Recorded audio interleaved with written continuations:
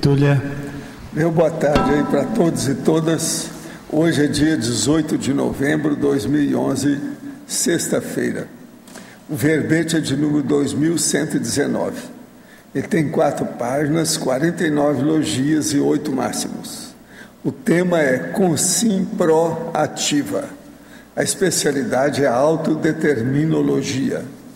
Quem redigiu o verbete é a nossa professora Aline, que está aí assessorada, muito seriamente. Definição: a consim proativa é a personalidade ativa, responsável, disposta, motivada e determinada a trabalhar e a se esforçar no cumprimento da PROEX, sendo capaz de antecipar os desafios evolutivos em prol do complexo.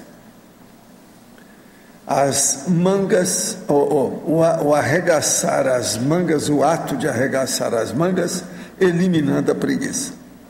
O comprometimento de cumprir a PROEX. A iniciativa de realizar tarefas sem ser cobrado. A vitória sobre as perturbações instintivas do estímulo-resposta. A eliminação da reatividade psicossomática. A desativação de esquemas mentais patológicos. O autodiscernimento em ação. Eu li apenas uma parte aí da fatologia.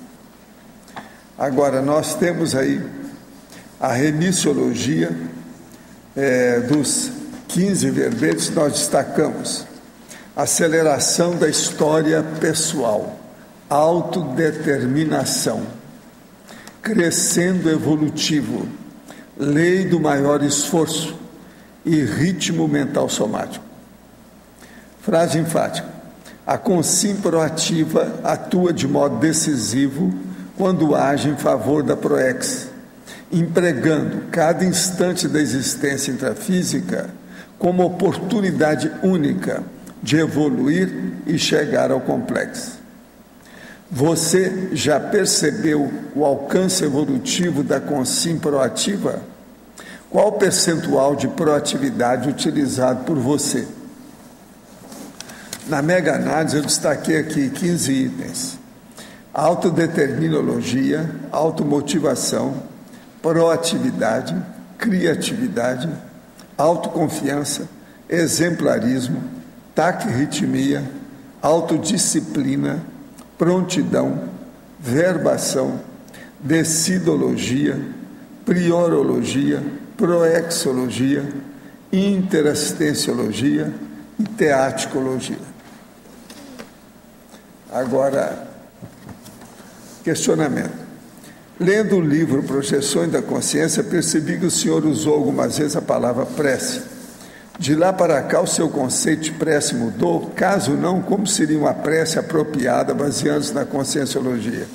Não, eu acho que isso tudo é muleta que deve ser dispensado. Lá eu usei em função dos espíritas, a fim de ser entendido que era o primeiro livro que eu escrevi para falar sobre conscienciologia.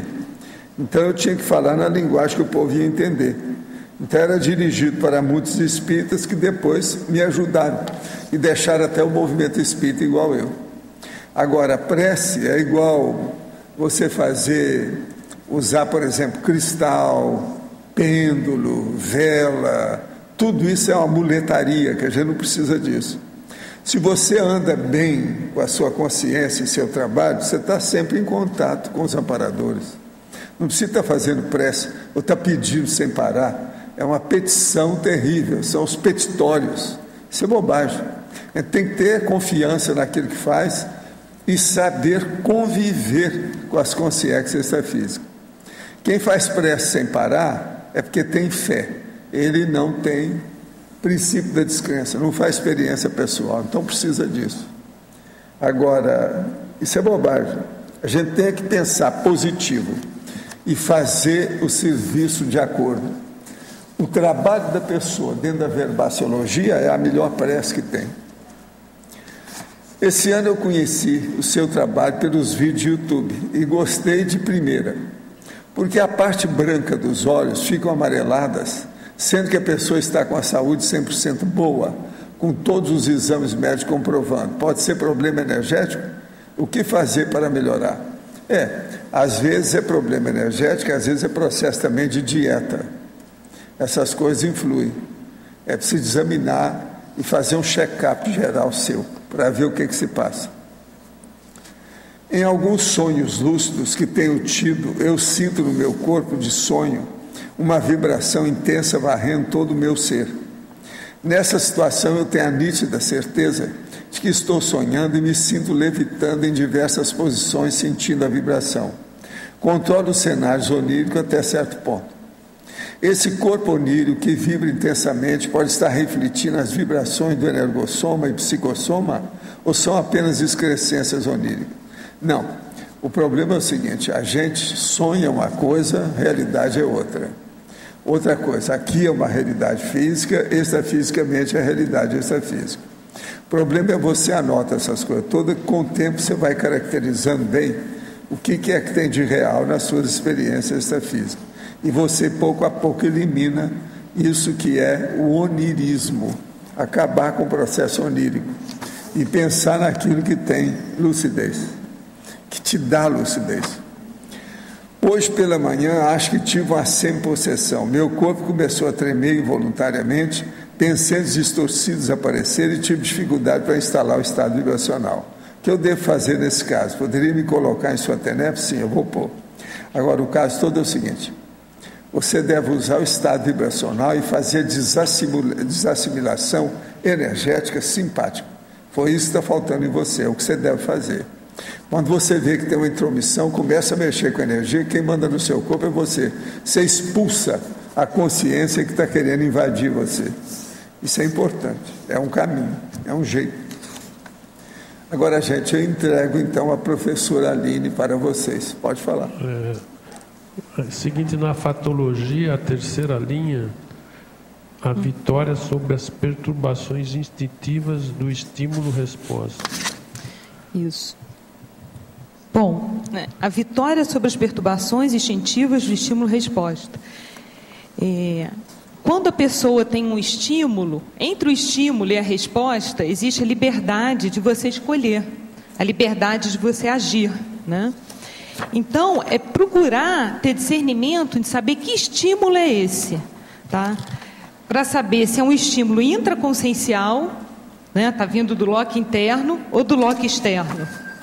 Por exemplo, aquela experiência do Pavlov, não sei se você chegou a estudar Pavlov, né? Dos cachorros, eu não sou né? especialista, mas eu sei o que é. Ele fala dos reflexos condicionados. Então, assim, o que ele fazia? Quando ele ia alimentar os cachorros, ele tocava uma sineta, né? E aí os cachorros se alimentavam, sempre com esse som da sineta. Então ele começou com essa experiência, percebeu o quê? Que quando ele tocava a sineta, os cachorros já achavam que ia ter comida, né? Já estavam condicionados, já tinham esse estímulo, e a resposta era o quê? Eles começavam a salivar, né? Então, nós também, a gente precisa questionar até que ponto a gente tem esse estímulo subcerebral, ou até que ponto o nosso estímulo está mais mental somático, para emitir uma resposta mais equilibrada. Tá? Menos instintiva, é nesse sentido. Então, assim, a proatividade, ela vai estar ajudando, a proatividade em prol do complexo, da ProEx, né? A proatividade, nesse sentido, evolutiva, ela vai estar ajudando você obter essa vitória sobre as perturbações instintivas do estímulo-resposta, porque você vai começar a ficar mais ágil, mental, somaticamente. Tá? Então, e a outra coisa, na página 18, trinomiologia, a segunda linha do trinômio, o trinômio imprevisto, extra-pauta, expediente. Esse é o famoso jogo de cintura, né? Então, a pessoa teve um imprevisto, que é até bom, assim, dentro da auto-organização, a gente ter, de repente, colocar um percentual de imprevisibilidade, né?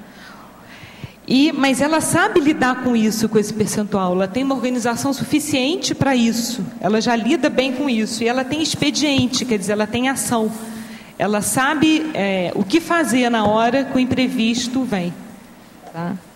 Isso também é tipo de comportamento daquela pessoa que faz, que não tem medo, que é ousada. Tá, ok. Obrigado. Ok? A respeito da fatologia. Fatologia? Sim, oi. Eu gostaria de perguntar a liderança proativa e o megafoco na interassistencialidade. Essas duas andam juntas, né? A liderança proativa e o megafoco na interassistencialidade, não tem como separá-las. A liderança proativa é justamente aquela pessoa que é líder, que aglutina, né? Ela vai aglutinar os trafores da equipe e ela vai estar com mega foco na interassistência. Foi bom, tem essa associação muito forte, né? Do líder, a liderança proativa está pensando em fazer algo em prol da interassistência. Quando você colocou isso, pensou em algum tipo de consciência? Qual foi o...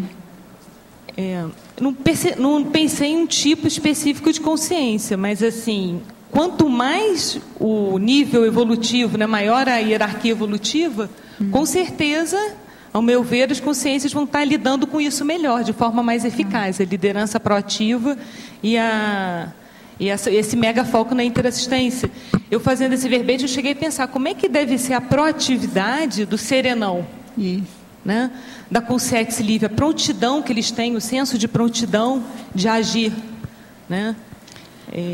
Para ter um extrapolacionismo, como deve ser, né? A visão de conjunto deles, da liderança, é bem diferente ainda da nossa, mas assim, é interessante pensar para aprofundar, né?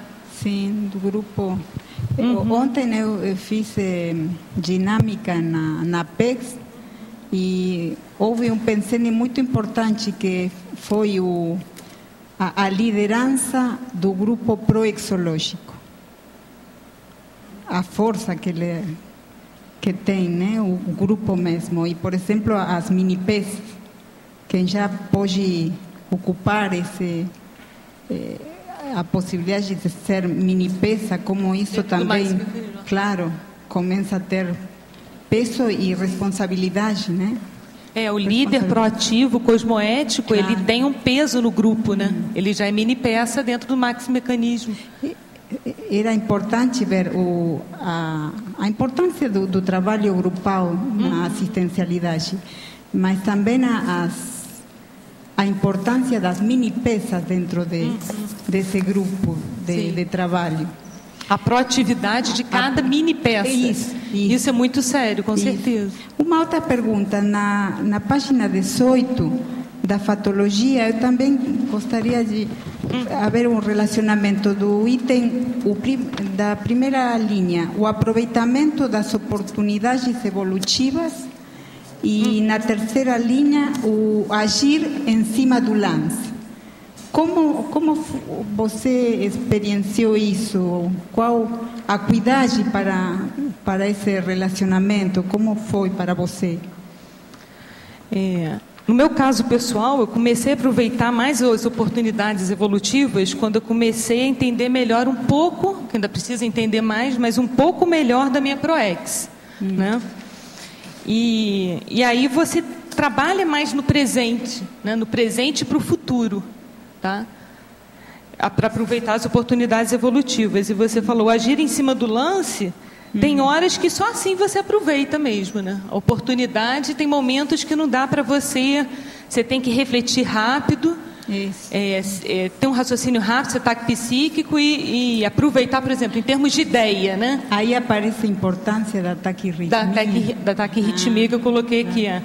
Sim, assim, ideias. Quando eu tenho ideia, eu tento o máximo, onde eu estiver. Às vezes eu esqueço o bloco na bolsa, mas anoto no guardanapo, estou na rua. Quem me conhece sabe, eu pego logo um guardanapo, sabe? Pode ser que aquela ideia não sirva, mas por que não anotar, né? Ou então depois eu vou ver que serve junto com outra, associando a outra. Então, assim, isso eu valorizo muito, a questão assim, de registrar, de aproveitar as ideias, de questionar por que eu estou tendo essa ideia no momento. Também tem isso, né? Por que essa ideia passou nesse momento? Sabe? Esse questionamento também acho que é uma oportunidade para a gente ver, questionar as ideias, também não é só registrar. Por que essa ideia está ocorrendo agora, nesse momento aqui? Não estou nem estudando, eu veio, que pessoas estão envolvidas, o que eu estou percebendo extrafisicamente.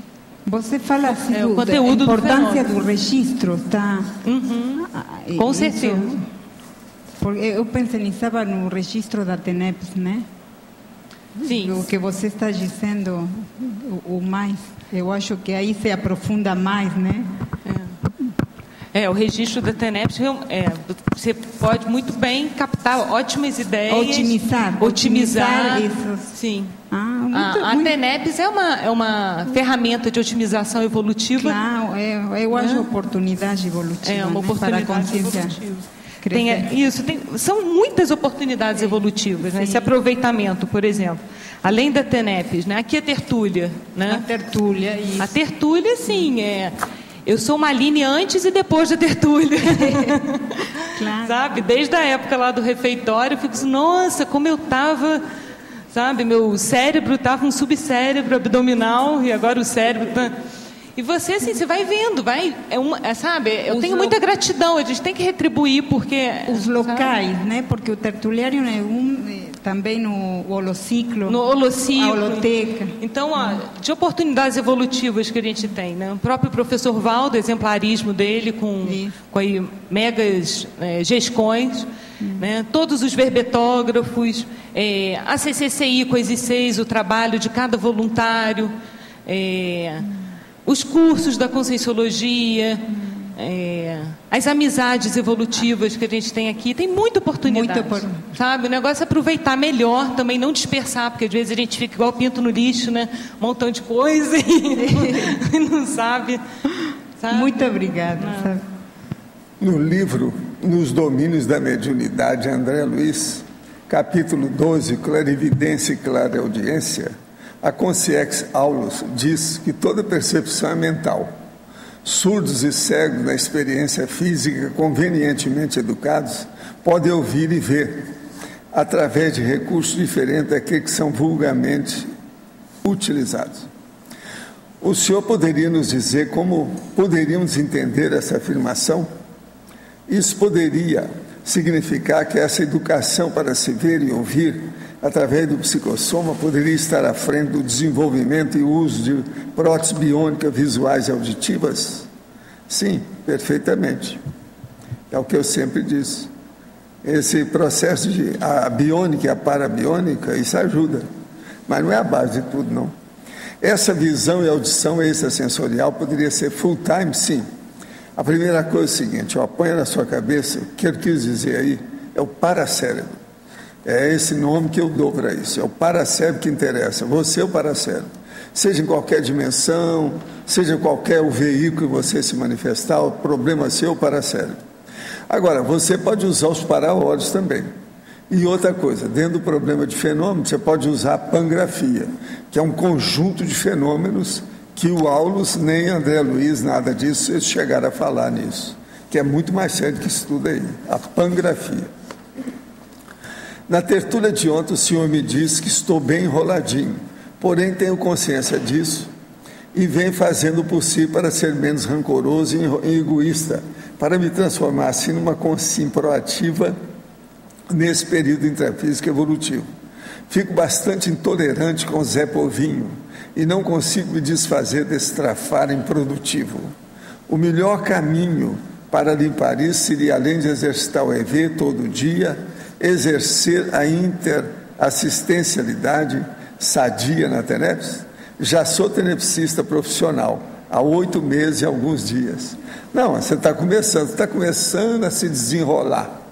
Você sabe, a pessoa fica muito eleada, depois tem que tirar o cipoal que fica em torno dela. Você está começando a limpar o cipó.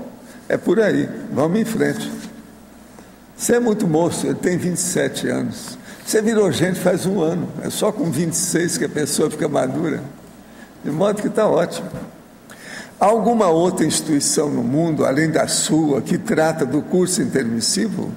O senhor é a primeira consciência do mundo a publicar o curso intermissivo? Olha, eu não sei. Eu não conheço outra instituição até hoje. Abertamente, publicamente, coisa escrita, de tudo que eu já vi até agora, parece que eu sou o primeiro, sim. Isso é verdade. Arranja aí por aí. Veja na internet. A internet, às vezes, tem muita coisinha. Às vezes tem. Vê se tem alguém. Agora, eu quero ver se falou na época que eu disse Já são muitas décadas que eu venho falando nisso. Lá no Movimento Espírita já falaram nisso tudo. Poderia me explicar o que é sampaco? Procurei ler algo a respeito e, pelo que vi e entendi, tem o óleo sampaco. E isso tem uma conotação negativa. O que de fato o senhor observou com relação a isso? Não, eu não acho que tenha, não é bem assim uma conotação negativa. Sampaco mostra que a pessoa pode ter uma sensibilidade energética maior e ela pode triscar com os olhos, quase sempre é isso. Então a pessoa tem uma predisposição energética. Agora, depende do que ela aplica disso para ver se o negócio é positivo ou negativo. Agora, sampaco, do ponto de vista físico, em si, é apenas um problema dos olhos ser um pouco mais abertos, né? Aquele negócio, só isso. Mas agora, quase sempre essas pessoas têm uma tendência mesmo de parapsiquismo, às vezes um pouco aberto. Então é preciso ver o que a pessoa faz com isso. Olha como é que você é. A situação é essa. Aline, que tem algumas dúvidas aqui. Na patologia, quarta linha, queria que você me explicasse a desativação de esquemas mentais patológicos. A quarta linha, né? Desativação dos esquemas mentais patológicos. Isso é você começar a tirar tudo que são os patopensenes, né? Começar a identificar onde surgem, né, situações, qual o conteúdo do seu patopensene, né? Para começar a desativar, desarmar, entender a origem do patopensene, sabe? Onde ele se origina? É de um trafar? Que trafar, né? É de um trafal? Qual é o mais comum, né? E desativar. Trabalho de autopesquisa, de detalhismo, e a consciência proativa, nesse caso, ela vai estar ativa, responsável a desativar esses esquemas mentais patológicos, esses patopensenes. Porque eles emburrecem a gente, né? Os patopensenes, eles fazem a gente ter as reações que eu coloquei aí, né, psicossomáticas antes, né, reatividade, eliminação da reatividade psicossomática que eu coloquei antes, né, é a desativação de esquemas mentais patológicos. Então aquela pessoa, ela esquenta a cabeça, ela fica nervosa, ela não para pensar. É a resposta emocional para tudo. É aquilo também que o Arlindo estava perguntando antes dos estímulos, né? Então ela confunde muitas vezes a proatividade com a impulsividade, né? Proatividade não é ser impulsivo, ser rápido, mas rápido, acelerado emocionalmente, sabe? Sem pensar, sem refletir. O grande desafio de ser proativo é você ser rápido e reflexivo ao mesmo tempo, sabe? Então, ter essa aceleração mental, mas ao mesmo tempo a calmia. Então, é nesse sentido, desativar os esquemas mentais patológicos. São eles que fazem a gente entrar na impulsividade emocional, tá? E são os nossos trafares estão focados nisso, né? Nossos trafais, né? Nesse sentido, desativar os esquemas mentais patológicos. Está aqui na página 18, teoriologia. Qual? Teoriologia? Teaticologia, a teoria do estado vibracional vivenciada na cotidianidade diuturna. Queria que você me explicasse aí com relação à consciência proativa. O que acontece? A consciência proativa, ela vai começar, quanto mais a gente tiver a proatividade, mais a gente vai ter senso de prontidão. Mais a consciência vai ter capacidade de se antecipar aos fatos. E essa antecipação, focada na interassistencialidade, requer o quê? Sustentação energética. Então, você, cada vez mais que queira ter sustentação energética, vai precisar trabalhar com energia, né? Então, isso requer mais trabalho cotidiano, no dia a dia do EV, da exteriorização de energia, da absorção. Então, é algo que não tem como, é indispensável, imprescindível para a proatividade, para esse senso de prontidão. Então, por exemplo, a pessoa percebe que está vindo... vai tomar um café, uma coisa simples que ocorre. Vai tomar um café com uma amiga, a amiga não está bem, né? Está num momento difícil, delicado, e aí o que você já pode fazer? Você está esperando lá na lanchonete a amiga chegar, você já pode estar se arrumando, se aprontando para assistência, né? Então você vai trabalhar com as energias, fazer um EV lá mesmo, vai pensar de que forma eu posso falar melhor, fazer tares no momento com essa minha amiga. Você já tem essa prontidão, esse estado, instala o campo, né? Como até a gente comenta aqui, né? De chegar antes para instalar o campo, trabalhar com as energias. Isso também a gente tem que levar para o cotidiano da gente, né? A pontualidade, né? Então a proatividade é outra. É aquela proatividade de você chegar antes para trabalhar com energia, para desassimilar, sabe? Está pronto para fazer assistência. Do que antes, quando chega, às vezes, a pessoa que você vai interagir, aí percebe, ela está precisando disso. Aí já não é o mesmo nível de assistência profissional, né? Do que você antes já trabalhar, já se antecipar à assistência. Tá, na verdade, é meio paradoxal que você se antecipa, mas já vai estar fazendo assistência também, né? Certo. Na efeitologia também, os efeitos da taquirritmia, também com relação à consim proativa. A consim proativa. Então, a taquirritmia tem muitos efeitos positivos, né? Tem na polinomiologia aí, o polinômio, vocês podem ver, não é no polinomiologia, é em outro. É um crescendo, né? É o crescendologia. O crescendo bradipsiquismo, normopsiquismo, taquipsiquismo e taquirritmia. Então, qual é o ideal? O ideal, evolutivamente, interassistencialmente, é que a gente chegue na taquirritmia, né? Então, para isso, antes você deve se localizar. Onde é que eu estou? Eu estou no bradipsiquismo, estou no normopsiquismo, no taquipsiquismo, né? Estou caminhando para a taquirritmia, já tem alguns extrapolacionismos de taquirritmia. Você identifica isso, né? Porque os efeitos da taquirritmia, você já vai ter um já vai ser uma pessoa taquipsíquica mais acelerada, o raciocínio mais rápido, instantâneo, né? Porém, mais equilibrado. Vai ser o quê? A proatividade cada vez mais ligada à acalmia mental somática e à ação. Então, essas três coisas vão estar juntas, interligadas, né? E aí, qual o efeito? Raciocínio mais profundo, captação de ideias mentais somáticas, parapsiquismo, desenvolvimento lúcido do parapsiquismo, maior sustentação energética. Então, o desenvolvimento da taquirritmia gera tudo isso, né? É pautado nisso, né? A técnica aqui da mega euforização, que é feita toda quinta, ela tem um bocado de taquirritmia, né? Aquela instantaneidade. Às vezes você entra aqui, né? Eu já participei nos dois, né? Tanto no campo, no centro, né? Como aqui sentada aqui, né? Tem diferença e você percebe também a instantaneidade como a equipe extrafísica trabalha na assistência. Então, assim, em minutos, né? A gente experiencia isso, né? Acho que muitos que na quinta estão presentes aqui podem também falar isso, que você é uma antes e outra depois energeticamente, né? Pensenicamente. Então, assim, essa taquirritmia na assistência dos amparadores extrafísicos trabalhando também. Então, assim, é perceber melhor essa instantaneidade de mudança, né? Quando você estava mal e de repente ficou bom, o que ocorreu, como é que você procedeu, o que teve de extrafisicamente a interação, sabe? A taquirritmia é isso, vai te ajudar na previsão, na antecipação das coisas, como eu falei, né, no parapsiquismo, desenvolvimento lúcido.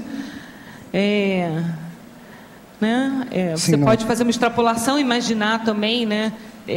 Como é que seria a taquirritmia do serenão numa pessoa desperta. A gente está caminhando, né, para a desperticidade. Então, como é que é a taquirritmia do desperto, né? Eu quero ser desperto, como é que é? Será que eu já tive extrapolacionismos? E linkando com esse assunto também para estar desenvolvendo que os efeitos são bem benéficos, sabe, para a proatividade. Certo. E aqui também na paradoxologia, é o paradoxo da passividade ativa. Queria que você explicasse um pouco sobre isso. O paradoxo da passividade ativa é bem paraterapêutico, né? É justamente a junção da acalmia com a proatividade. presente bem na TENEPES, né? Necessária, quando se lê o manual da TENEPES, ser passivo e ao mesmo tempo estar ativo, ou seja, você está calmo, está percebendo o que está ocorrendo, está observando e ao mesmo tempo está tendo ação, né? É porque assim, é uma neossinapse, pelo menos comigo, sabe?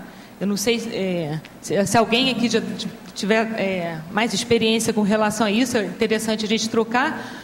Comigo, assim, é uma neossinapse juntar a acalmia com a agilidade, sabe?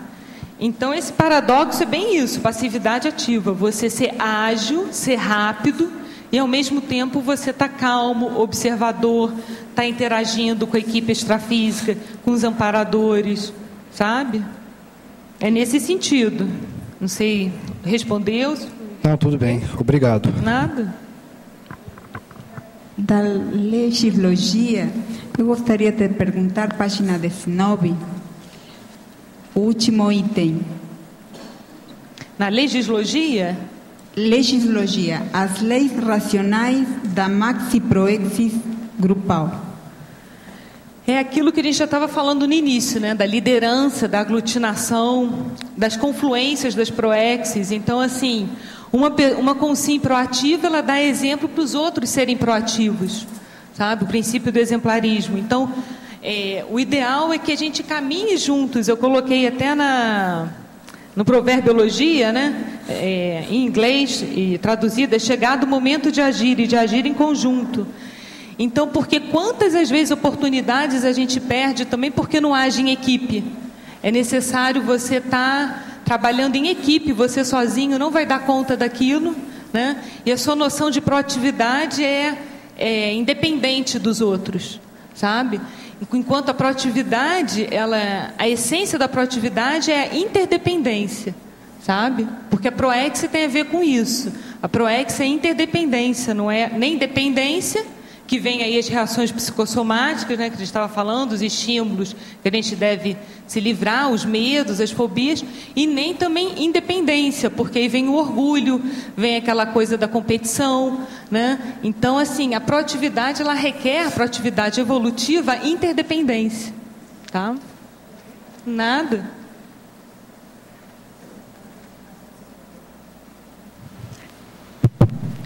Na página 18, e neossinapsologia, as neossinapses da ousadia refletida.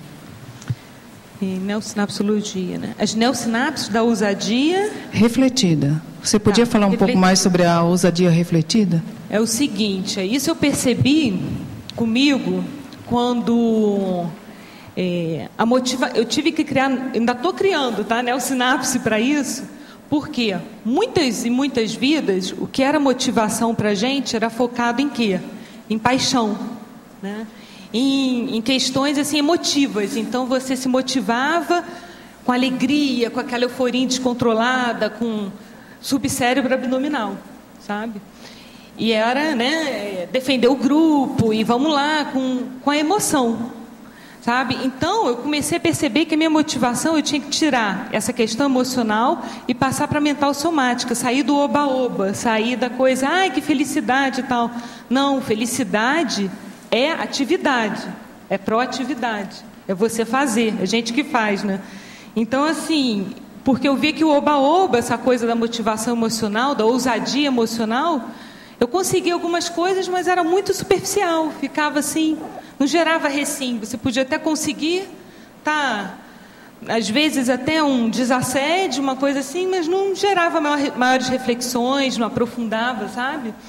Então, assim, é buscar ser ousado, mas ser ousado com reflexão, com mental soma. Nesse caso, daí você aprofunda naquilo que você está... Isso, em desconstruir sinapses antigas de que motivação... É irresponsável, de que motivação é algo focado em paixão, direcionado às paixões que a gente tem, para colocar que motivação é algo responsável, sabe? É algo que você tem, evolutivamente, se ela for evolutiva, ela é responsável. Tá? Seria a questão do trinômio motivação, trabalho e lazer com continuismo, né?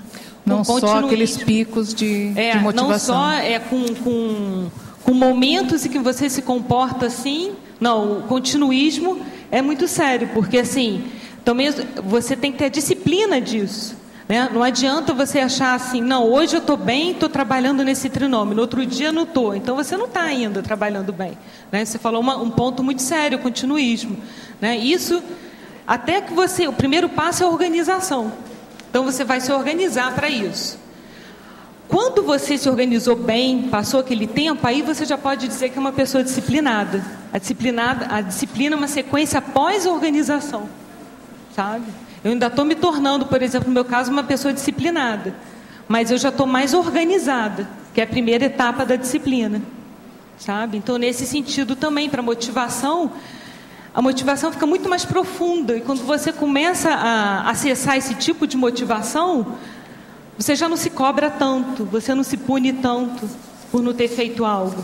Você já vai ter eu não gosto de usar essa palavra cobrança, mas você já vai ter uma cobrança diferente em cima de você. Você tem uma responsabilidade evolutiva gratificante. Você fica eufórica mental somaticamente. Isso é muito bem melhor que emocionalmente. Quando a gente desfruta, quer sempre ter, né? É bem melhor. Obrigada. Tá? Nada.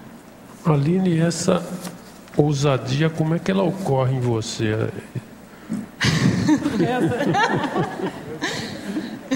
Como é que ela ocorre? Essa mental somática ou a emocional? A emocional tem várias histórias. A ousadia refletida aqui. A refletida é assim, às vezes você tem que dar um passo atrás mesmo, você já está enxergando lá na frente, só que você não está preparada mental somaticamente para aquilo. Então você vai dar um passo atrás para refletir, para perceber o que está ocorrendo. Por exemplo, comigo o que aconteceu? Eu tive um gap na adolescência, porque eu fui uma adolescente muito assim rebelde, gostava só de festa, lia pouco, né? E quando eu cheguei na fase adulta, né, e conhecendo a Conscienciologia, conheci os 29 anos, eu percebi que assim, nossa, eu sou mais inteligente do que eu sou agora, né? É porque tem um gap, isso dá uma crise danada. Eu falei assim, nossa, eu parei um tempo, eu parei na adolescência, não investi na minha intelectualidade, né? Então eu vi esse gap. Então eu tive que ter uma motivação, essa ousadia, mas de não me cobrar, porque eu falei assim, agora não adianta, é passado, mas eu tenho que agir mental somaticamente mais para recuperar uma pessoa que eu sei que eu sou, mas que eu não estava me comportando como. Entendeu? Não sei se foi claro. Então, assim, nesse sentido assim, dos gaps, é que mais eu tive que perceber que eu tive que usar a ousadia. Mas sem... Aí veio o aspecto de melim, de autocorrupção, até você acertar os passos, né? Mas, assim, tem que colocar a cara a tapa, tem que quebrar a cara mesmo. Mas aí está implícito que essa ousadia é teática, né? É teática. Não tem como... Você pode até ter uma ousadia, assim, que, digamos assim, seja mental somática. Você vai ler, mas você está fazendo a teática daquilo. Assim, você está lendo e depois você vai colocar em prática. Então, você vai pegar aquela leitura e utilizar para alguma coisa. Tá? Qual utilidade vai ter evolutiva para você? Você vai utilizar na docência, sabe? A teática é fundamental na ousadia, sim. Tá, ok, obrigado. Nada. Gostaria que a verbetógrafa falasse sobre o mito da salvação, o único mencionado em mitologia, página 19. O mito da salvação. Por que eu coloquei esse mito, né? Para mim ele é o mais sério dentro dos impedidores da proatividade. É aquela pessoa que chega e espera ser salva, né? Ela terceiriza a proatividade dela para outra pessoa, para um amparador, ela pede, ela espera, ela não quer assumir responsabilidade. Então ela espera o Salvador, né? Ou também, em outro aspecto, ela quer ser o Salvador, sabe? Isso não ajuda ninguém taristicamente a entender melhor, né, de evolução. Então tem os dois focos aí no mito da salvação. Quem espera ser salvo, né, as duas facetas, e o Salvador também. Isso não é proatividade, a proatividade do Salvador, vou salvar a pátria, vou chegar agora e vou fazer, sabe? Eu percebi também essa postura em mim, sabe? Uma postura mística, uma postura acomodada. Eu falei assim, não, isso daí tem que tem que cortar radicalmente, porque não dá para... É muito egóica, é muito reativa, é uma postura reativa, não é nada proativa, né?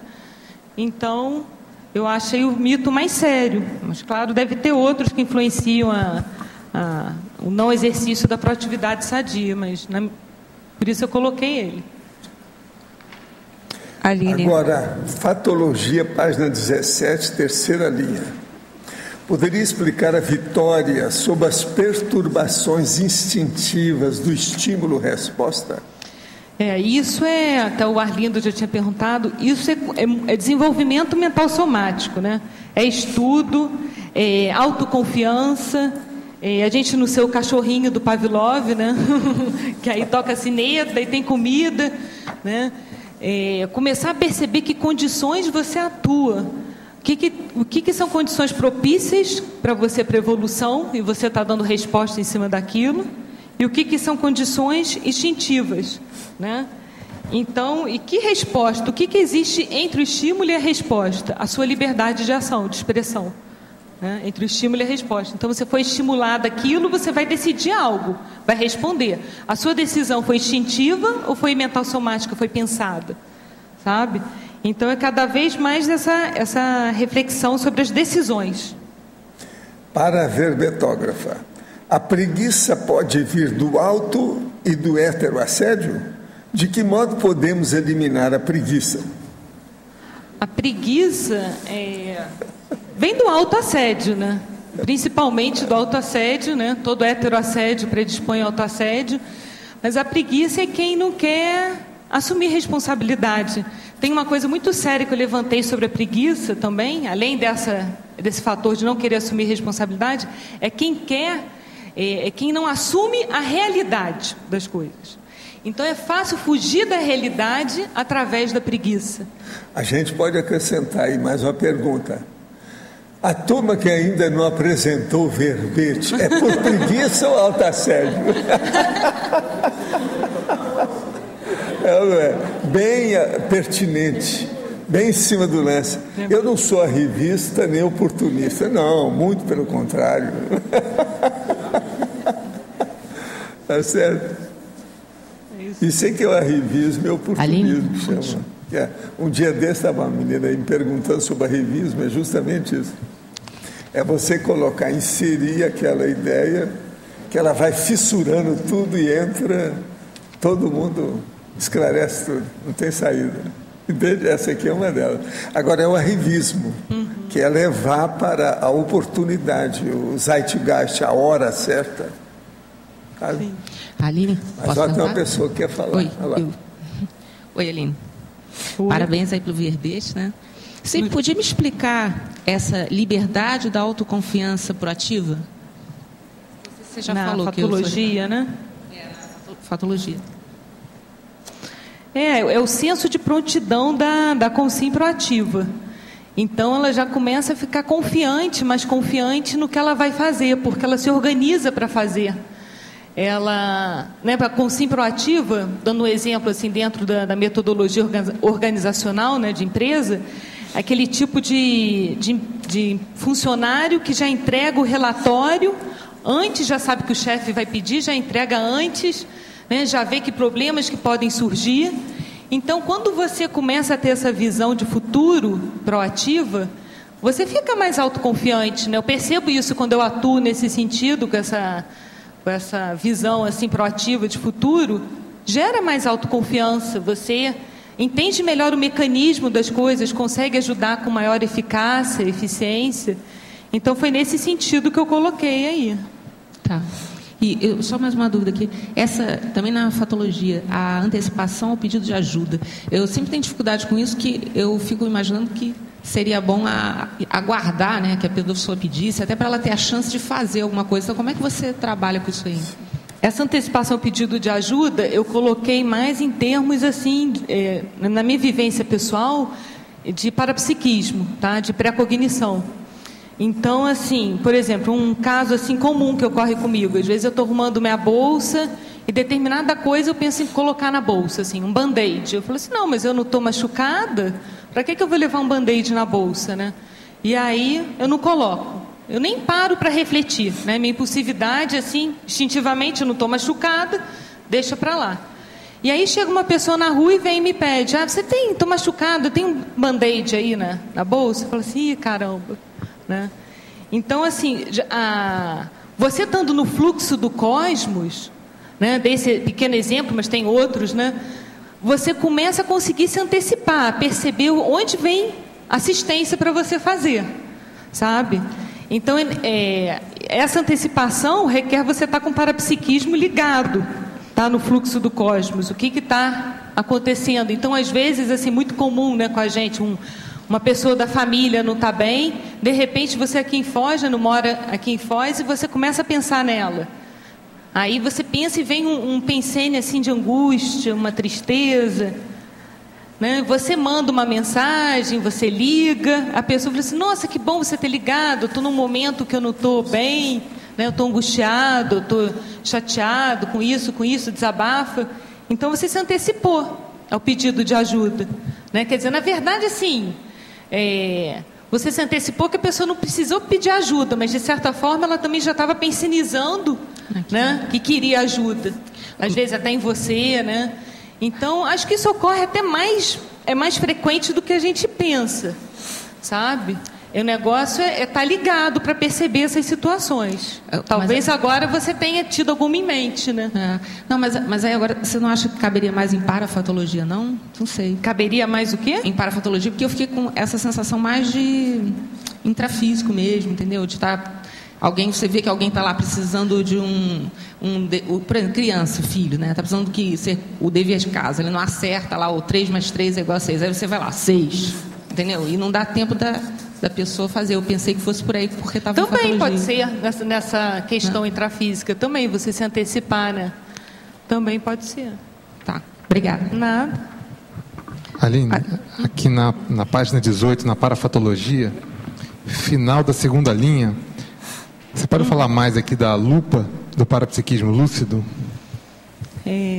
Quanto mais a gente desenvolve o parapsiquismo, que eu quis colocar aí, né, lúcido com lucidez, mais você vai enxergar melhor, né? Sua visão, mais a gente vai caminhar para a cosmovisão, né? Nesse sentido, o que ocorre? Eu estava comentando até no início, né, que eu fico curiosa de entender assim, como é que deve ser a proatividade do serenão, né? A visão de futuro, a capacidade antecipatória dele, a execução das atividades, das tarefas, né? A lupa do parapsiquismo lúcido dele, com certeza, é bem maior, né? Enquanto a nossa está assim, mas assim, é crescer, usar mais essa lupa para ser proativo, né? Enxergar mais dentro do fluxo do cosmos. Eu estou no fluxo do cosmos, né? Eu estou conseguindo, estou caminhando, meu parapsiquismo está mais lúcido, estou percebendo mais sinalética, energética, parapsíquica. Aí vem vários, né? Vários sinais parapsíquicos, né? Além da sinalética, interação com o amparo, como é que anda a minha TENEPS, sabe? Em termos assistenciais, ela está crescendo, está melhorando. Agora, uma outra pergunta. Por exemplo, se você conversa com uma pessoa que você não conhece, em quanto tempo você acha que você vê, assim, que características você pega para dizer assim, sem a pessoa dizer muito, né, revelar muito, mas dizer assim, essa pessoa é proativa? O que você pesca na pessoa, assim, para você ver a proatividade da pessoa só conversando? Só conversando? Raciocínio rápido, inquietude, mas aí ela precisa refinar, né, porque muitos dos proativos são ansiosos, né, eles enxergam lá na frente. E aí eles querem dar um passo maior que as pernas, tá? Tem esse tipo também, né? Então tem que refinar melhor, evolutivamente. Pessoas curiosas, tá? Proativo também curioso, sensível, sensibilidade acima da média, perspicácia também, né? Tem aquelas situações que ele rápido, né? Com raciocínio rápido consegue. E uma motivação, além do normal, tá? Uma motivação, a pessoa chega... Um exemplo que eu tenho bom de proatividade aqui está do meu lado, a minha dupla, né? Evolutiva aqui. Inclusive, esse verbete devo muito a ele, que ele falou, você tem que ser mais proativa e tal. Eu vou escrever um verbete com sim proativo. Em determinadas áreas, realmente, eu tenho que ser mais proativo. Vejo que outras você pode também pontuar assim, né? Que áreas você é mais proativo e que áreas você é menos proativo, né? Então, eu vi algumas que a minha proatividade não está tão boa. Por quê? A motivação estava caindo, estava muita. Eu estava pensando sobre isso antes, quando eu li o verbete. Assim, porque, às vezes, a pessoa tem proatividade em algumas áreas determinadas, que ela tem mais motivação, mais interesse, e, às vezes, outras menos, né? Menos.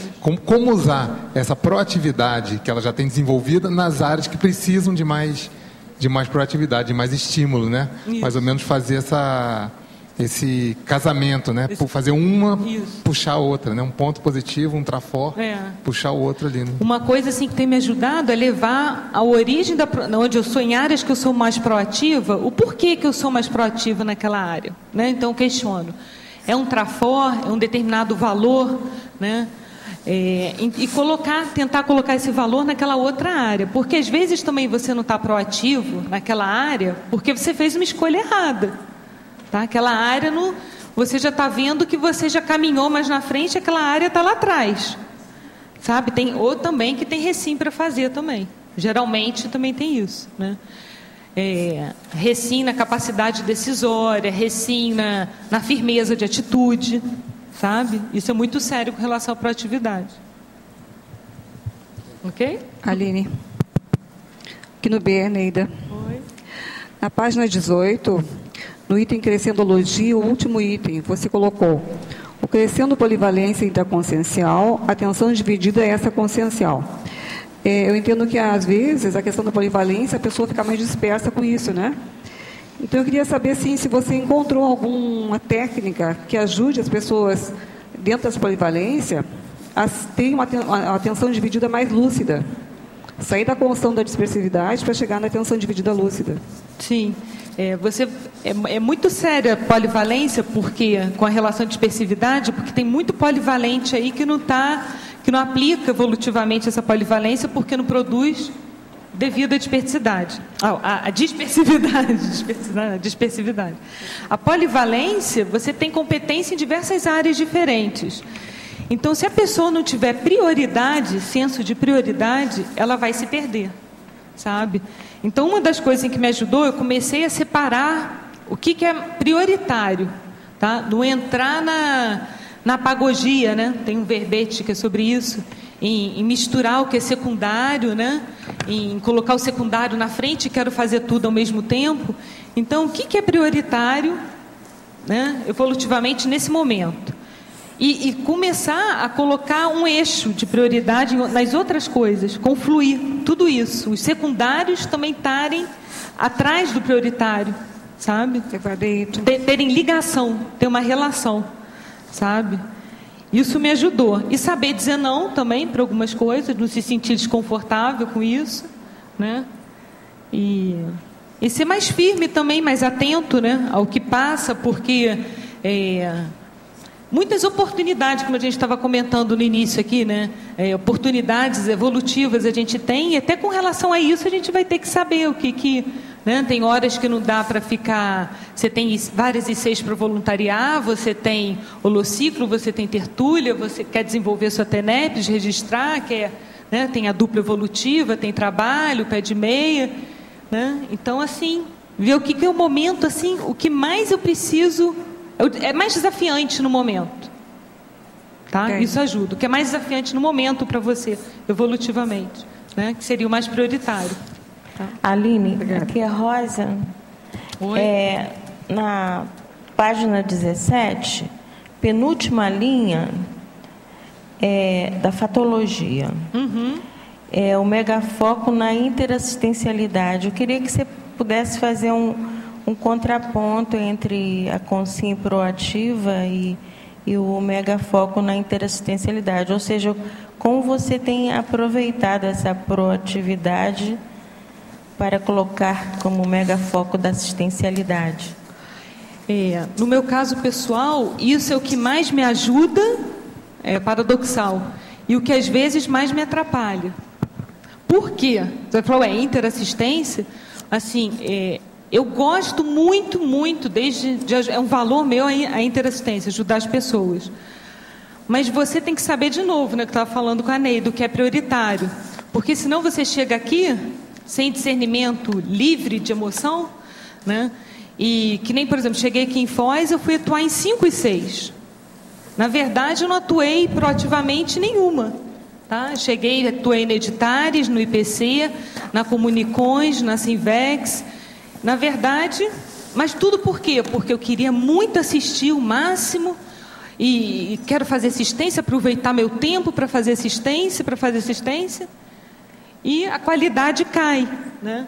Então, assim, é o mega foco na interassistencialidade, com discernimento, livre de impulsividade, mas com proatividade, sabe? Sem impulsividade. Ai, mas eu tenho pouco tempo, essa questão do tempo. Ai, mas eu podia ter produzido mais, e até agora isso só atrapalha, sabe? Então, assim, você coloca o que eu posso produzir nesse momento, o que é desafio, o que é recim do momento, e vou trabalhar nela. Depois virão outras recins, depois virão outras, sabe? De repente, a IC do momento é essa, a outra virá outra, mas assim, você tem um andamento naquilo, você tem uma sequência, você tem um crescimento.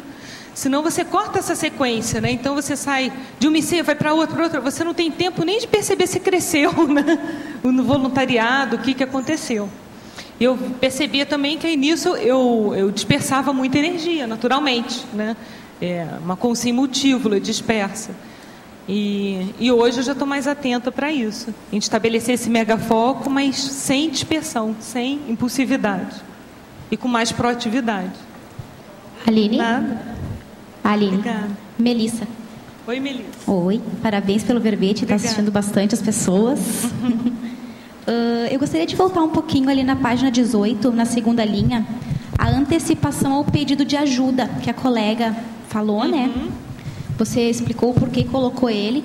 Só que quando eu li, eu interpretei de outra forma. Eu também sou uma pessoa ativa, uma consciência proativa, né? Então eu vejo assim que às vezes a gente, por querer fazer muitas coisas, a gente acaba se atropelando assim e se atucanando, né? E aí eu entendi que essa questão de um pedido de ajuda é a gente também saber identificar o nosso limite. Não sei se você se você chegou a ver por esse lado, de a gente identificar o nosso limite e pedir ajuda mesmo, tipo anti-orgulho, né? Tipo, preciso de ajuda, não estou mais dando conta. Não, isso também faz parte, antecipação, pedido de ajuda. Olha bem o que você vai falar, que ela é a Miss Energia, você sabe. Acho que tem cuidado. Tem lógica isso que você colocou, Melissa, porque a gente também tem que antecipar o pedido de ajuda, perceber, não deixar a bomba estourar, está percebendo que o pavio está começando, né? Já acenderam, né? Então, não esquentar muito a cabeça, né? Tem um ditado, quem esquenta a cabeça é palito de fósforo. Então, assim, não acende ainda. Apaga o fogo antes de... Antes de deixar interessante, a gente vir pedir ajuda. Tá bom, obrigada. Aline, Marilza, tudo bom? Oi, Marilza. Atrás de você.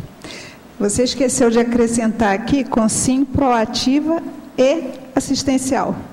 Aonde, né? Que você coloca isso nas suas ações, né? Você é muito assistencial, já tive vários momentos em que você apoiou muito e me incentivou muito, né, com os artigos lá para o seminário de pesquisa. Mas eu queria que, em fatologia, que você falasse sobre, aqui na terceira linha, a vitória sobre as perturbações instintivas do estímulo-resposta e, praticamente, é uma sequência, a eliminação da reatividade psicossomática.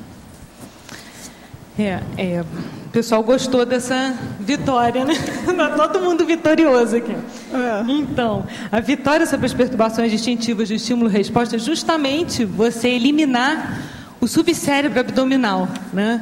O egão. Então, você começar a interpretar no decorrer do estímulo até a resposta, o que tem? Tem a sua liberdade de ação, né?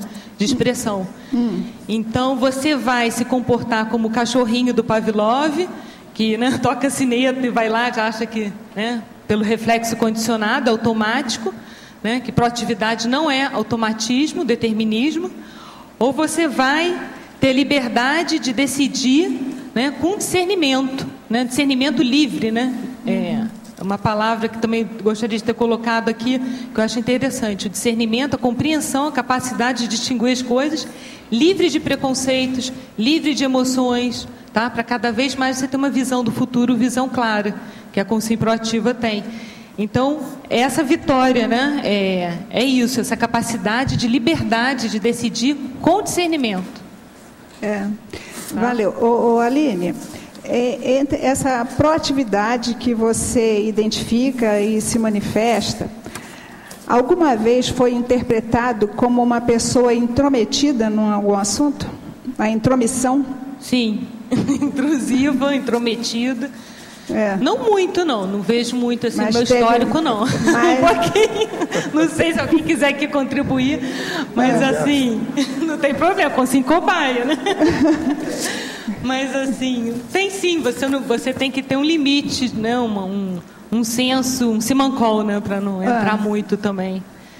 Se não for isso, corre o risco, né? Até mesmo, quer ver uma coisa que eu já passei uma dificuldade? Não agora, teve uma época que eu estava tendo mais telepatia, percebendo assim melhor o que os outros estavam pensando. Então, assim, a cosmoética dentro disso é muito séria, né? Delicada. Como é que você vai... Você pode fazer assistência, aproveitar isso, mas às vezes você também pode estar se intrometendo no universo do outro.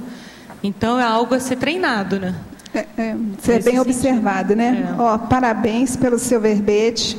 Eu, pessoalmente, sou bem testemunha da sua proatividade e da sua assistencialidade. Obrigada.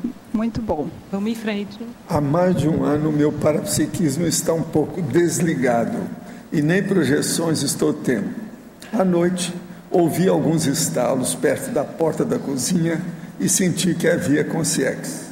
Os estados pareciam querer chamar a minha atenção. Resolvi fazer exteriorização de energia às 11h40 por 20 minutos na cozinha. Tive devaneios enquanto fazia EV, mas consegui mover as energias e exteriorizar. Senti a atividade do corono chakra. Houve um estalo bem forte no teto, perto da porta, no exato momento quando fiz um arco voltaico. Por que será? Fiquei com muita sede, apesar de ter tomado bastante água antes de mexer com as energias. O que o senhor acha? Olha, a primeira coisa aí, você anota isso e guarda. Se você é ectoplasta, os barulhos ou ruídos, esse processo de REPS, isso vai aparecer de novo. Se isso aí foi apenas estalo por alteração de temperatura na cozinha, que é muito comum, se é outra coisa, então não vai acontecer mais. De modo que o processo é observar. E outra coisa, ver como é que você sai desse transe. Se você saiu bem ou se saiu com algum processo com as energias.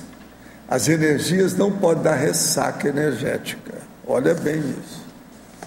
Agora, professora Aline, quando exponho alguma ideia ou faço uma explanação, enquanto estou falando, penso ao mesmo tempo na ideia que vem em seguida. Entretanto, se alguém me interrompe, perco a ideia que tive e não a recordo mais. De que modo posso trabalhar, nesse caso, a neoparassinapse e a sinapse? De que maneira posso aprimorar isso em relação às projeções? Bom, primeiro, né, depois a gente fala das projeções. Ela tem um gap que ela começa, pelo que eu entendi, a apresentar uma ideia, e aí a sequência se perde quando ela é interrompida, né? Uma das coisas assim, que ajuda, quer dizer, ela teve um branco mental, é perceber a influência do Loki externo nela, sabe? Da plateia, de quem está assistindo. Assim, se ela se comporta, se ela é uma pessoa fora, diferente, quando ela não está apresentando e quando ela está no meio de plateia, né? Perceber isso, porque às vezes esse conflito entre o que a pessoa é através do mecanismo de defesa dela, do Loki externo, né? E como ela está, e entre o que ela é de verdade, consciência, faz ter o branco mental, é um gap. E uma coisa que ela pode fazer também é trabalhar um pouco mais a atenção dividida, que é o que faltou aqui na história. Uma outra coisa também é ela ter paciência, não ser hiperativa, de escutar as perguntas dos outros. As perguntas. Porque geralmente uma pessoa que é muito hiperativa não gosta de questionamento. Não é verdade. Entende? Aí ó, a interferência, houve o corte do segmento do pensamento dela. Então ela tem que estar acostumando com a atenção dividida, mas geralmente ela já dá o conta e fica danada da vida, aí dá o branco mental na hora, devido ao processo emocional. Esse caso é bem claro de pessoa às vezes hiperativa. Preciso saber até que ponto que há uma hiperatividade nisso. Isso aqui ó, é perto da dislexia. Não chega a ser, mas é parente, entendeu? Next door, é pertinho. Ela é acanhada, não? Não, ela sempre manda as coisas para cá, mas não é não, ela aí é sabida. Essa senhora é sabida. Ela sempre pergunta aqui as coisas. Agora, ela precisa de examinar com mais detalhes essa condição dela, né? Como é que ela é com isso tudo. E a atenção dividida aí, que é a coisa mais séria. Atenção dividida sem raiva. Com paciência. Uma paciência infinita de toda a família do Jó reunida. Esse é o caminho, senão não vai. Entende? Também porque saber receber agora, heterocrítica. Saber receber, não é só heterocrítica, é interrogação, pergunta. Às vezes não tem heterocrítica nenhuma, mas a pessoa não gosta nem da pergunta. Entendi.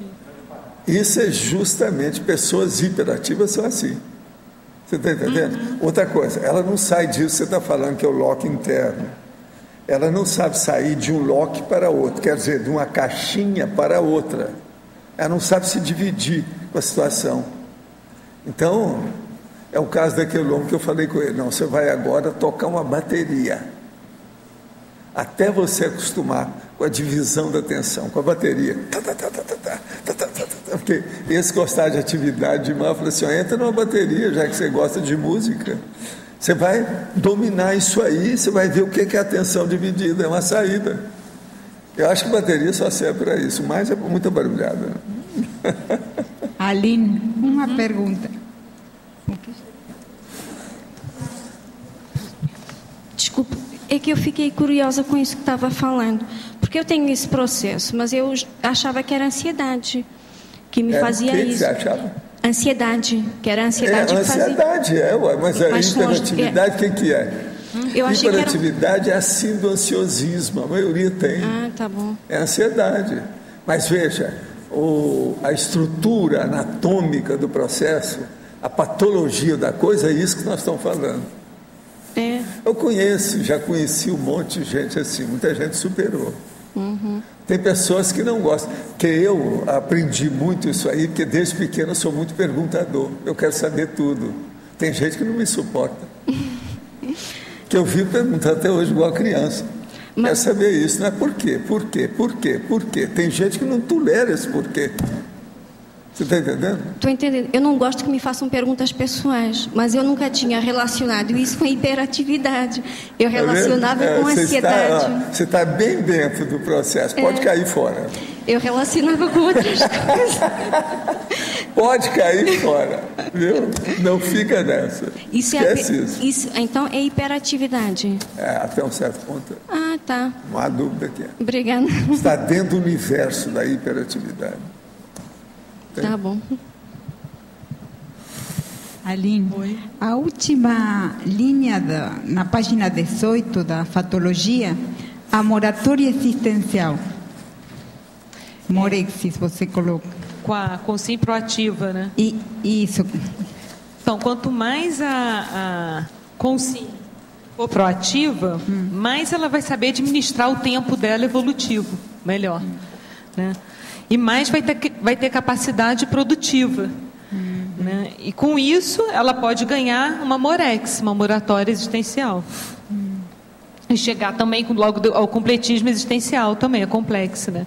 É uma condição imprescindível, né? A proatividade, o trabalho, pro-ex, né? Para para conseguir essa condição da moratória, da Morex. Você fala moratória assistencial como um resultado? Como um resultado. E o que acontece se tem acontecido a moratória com a consciência proativa, por exemplo? Assim, você diz a moratória e depois a pessoa cai a ficha de que tem que produzir mais. Isso. Também pode ser uma antecipação a uma condição mais evolutiva de proatividade. Também. Ela chegar antes da proatividade, se a causa, né? Isso. Tá, isso, também pode. Na ciclologia. O ciclo ápice da descoberta, início da ação. Quando você descobre alguma coisa, né, descoberta vem de quê, né, a palavra? Algo que estava obscuro que você agora está claro, está transparente para você, seja uma ideia, seja algo que você descobriu, né? Seja ideia, seja uma determinada situação que você precisa mudar, uma recém, um aprendizado.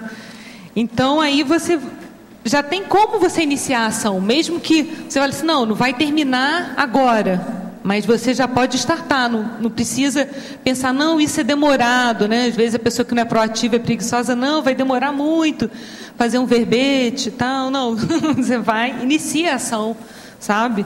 Já começa, já manda um tema, já vê o que tem a ver com você, é uma decisão imediata, tá? É nesse sentido, tomar uma decisão imediata. Tá? Nada.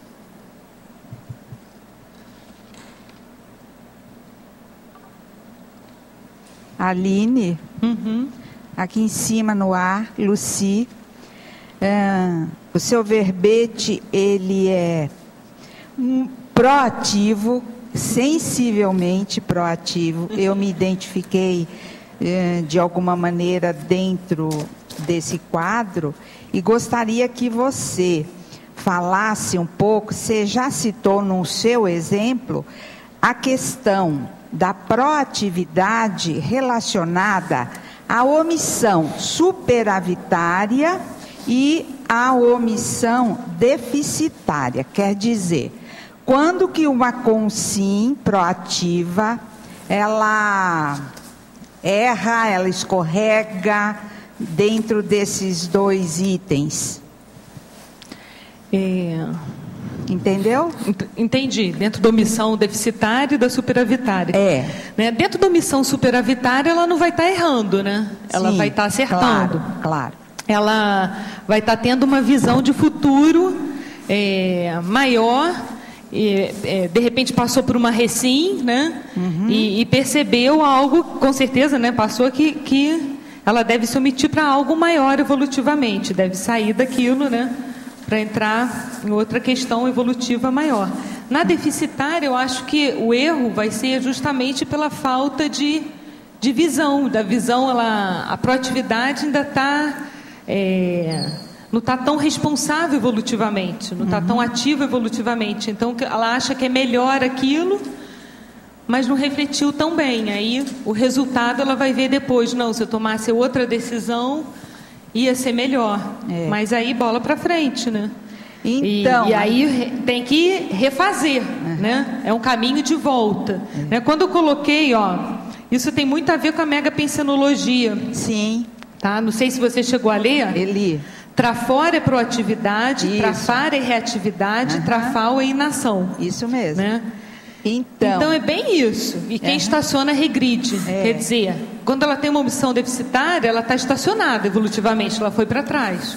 Ela regrediu, mas aí depois ela tem a capacidade, pode ser, né? Às vezes em uma vida ou em outras, mas depende do caso, de reverter. Mas a linha que separa muito a decisão do proativo, né? É quando a pessoa se coloca no próprio, aquilo que você falou, pensene pessoal, né? E esquece da questão do próximo, do grupo, não é? Aí é uma proatividade que é independente. A pessoa impulsiva quer caminhar, mas não não espera o grupo, isso, ou não espera, não sei se a palavra certa é espera, às vezes pode ser espera, ou não impulsiona. Não assiste, né? Ou não assiste, não impulsiona o grupo. Isso. Sabe? Obrigada. Parabéns. Obrigada. Professor, sou de Jaú, São Paulo. Venho do Espiritismo. Ainda faço um trabalho voluntário com crianças no centro. Apesar da Conscienciologia já fazer parte da minha vida. Assisto às tertúlias. Estou lendo e estudando alguns temas. É cosmoético eu estar esclarecendo as crianças dentro do centro sobre a Conscienciologia? São 2 turmas com crianças de 12 anos, de 3 a 6 anos. Gostaria de saber se o senhor acha se isso é TARES ou perda de tempo. Olha, a primeira coisa que eu acho é o seguinte: eu preciso de ver se você está sendo sincera no que você está fazendo. Os que dirigem esse centro espírita sabem o que você está fazendo? A gente tem que ter lealdade, honestidade para ter cosmoética, né? Isso aqui é o ruim, porque às vezes você está dando conceito que eles não admitem. Porque tem muita coisa do espiritismo, você sabe, que é fechadinho, bitolado, de acordo com Allan Kardec e o J. Cristo. Então, como é que fica? É bom você ser sincera com a turma. Se no centro eles são mais, vamos dizer, abertos, são mais democratas, etc., às vezes eles permitem, mas olha, tem as federações. Por que eu deixei o espiritismo? Porque eu não podia fazer isso lá, eu não seria sincero para mostrar a realidade. Por isso que eu caí fora. Pondera bem esse aspecto. Professora Aline, poderia comentar sobre o fato da consciência proativa ser inerte em algumas áreas importantes no processo assistencial? Exemplo disso é o caso da pessoa ser proativa assistencial, mas não foi assim na área financeira profissional, o que compromete a efetividade da assistência. Então, nesse caso, a pessoa deve analisar, né? A proatividade vem através das conquistas, dos trafores, né? A reatividade, quer dizer, a falta de reciclagem, né? A volta para a pessoa refazer aquilo, reverter, são os trafares, né? O trafar é uma provocação para a pessoa mudar. E a inação, a pessoa ainda não tem experiência, como ele estava falando, que pode ser, né? É o trafal.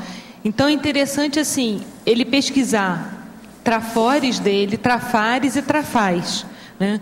E perceber a atuação dos mesmos nessa área que ele diz que não é proativo, né? Tem uma área que é profissional, né? do pé de meia, financeira, que ele não é. O que está ocorrendo? Porque está predominando trafar ou trafal, para a pessoa não ser proativa. Quando a pessoa é proativa evolutivamente, ela está com uma abordagem traforista evolutiva, tá? Por isso, nesse mega pensando, eu coloquei trafor é proatividade, ou seja, a pessoa está em frente, ela está caminhando no fluxo do cosmos com o trabalho, tá? O trafar é reatividade, quer dizer, você tem que voltar naquela atividade para refazer, sabe? Ou ter uma reconquista diferente, reverter aquilo, não se sentir agredido, não ficar no passado, né? Porque às vezes a falta da atitude com relação a isso, a falta de proatividade, é justamente porque o trafar está predominando numa área e a pessoa está no passado. Por quê? Porque, por exemplo, eu me manifestando aqui, todos nós não somos só presente, a gente tem um bocado do nosso passado junto. E o trafor que eu tenha, o trafar, o trafal, é resultado de ações também do passado, paragenéticas. Então, se você se voltar para eliminar um trafar, mas se fixar no passado, você entra na melim, no desânimo, né? É voltar ao passado, mas não fincar o pé lá. É analisar, sabe? É reciclar. É perceber o que é preciso ser mudado. É nesse sentido, né? É lidar bem com o passado, não se vitimizar. Quem se vitimiza se fixou no passado, não soube resolver aquilo, não tem visão de futuro, não tem visão proativa. E o trafal é inação, né? No sentido que a pessoa tem esse gap de experiência. Então tem que ver o que o trafor e o trafar podem compensar nisso. Uma técnica boa para ele é de um verbete mais antiguinho que eu li, muito bom, é compensação, técnica da compensação intraconsciencial. tá? Ele compensar o que ele tem de traço positivo para ajudar o traço deficitário, o trafar, né? Então, a pessoa, por exemplo, tem memória fraca, ela pode compensar anotando mais, né? Então, tem uma lista lá nesse verbete, compensação intraconsciencial, para você compensar trafores e trafares, e isso ajuda na proatividade. Estou completando 11 meses de TENEPS. Costumo iniciar com EV e exteriorizo chakra por 10 minutos. Depois, dou passividade até terminar. Percebo grande volume de energizações, mas não percebo consciência. Vejo que a TENEPS me faz muito bem e nunca pensei em parar. Parece estar tudo certo, mas gostaria de ter mais parapercepções e participação durante o processo. O senhor poderia dar alguma dica? Percebe algum amparador no meu caso? É lógico que você tem amparador, está tudo claro aí pelas coisas que você está fazendo. Isso você não tem a dúvida. Agora, seu caso, você tem que ser mais receptor. Entende? Para que aquele que envia, o agente que comanda, que está aí, o emissor, ele alcance você. Que o processo é você saber receber a ideia dele, para você então começar a ver esses processos todos com calma. Uma outra coisa que você deve fazer é o seguinte: observa bem o seu EV, os sinais, sintomas, sensações, vivências que você tem com isso. Faz uma listagem de tudo isso, para você começar a ver mais detalhes. Por exemplo, eu às vezes aqui falo para a turma sobre o processo de energia. Eu sou capaz de discernir as fontes emissoras da energia. Se eu sou capaz de discernir as fontes emissoras de energia, é porque eu já sou capaz de discernir algum processo da emissão da ideia de outras fontes. Então, veja bem, eu sei quando a energia é só minha, sei quando é do amparador, sei quando é de uma central extrafísica, da central. Então, veja, elas são diferentes, têm características diferentes, no ritmo, na frequência, na intensidade, na modalidade ou qualificação dessa energia. Agora, isso, com o tempo, a gente define, mas de uma maneira absoluta. Para você, é indubitável. Você não tem, é ponto pacífico, não tem dúvida. Então, isso tudo você vai conseguir chegar lá. Você tem só 11 meses de TENEPS, você já está ótimo. Está trabalhando bem pelo que você está fazendo aqui. Agora, tem que ter confiança e caminhar firme dentro do trabalho diário. Agora, anotar, registrar as suas vivências, principalmente durante o processo do transe energético assistencial, é muito importante. Pensa nisso.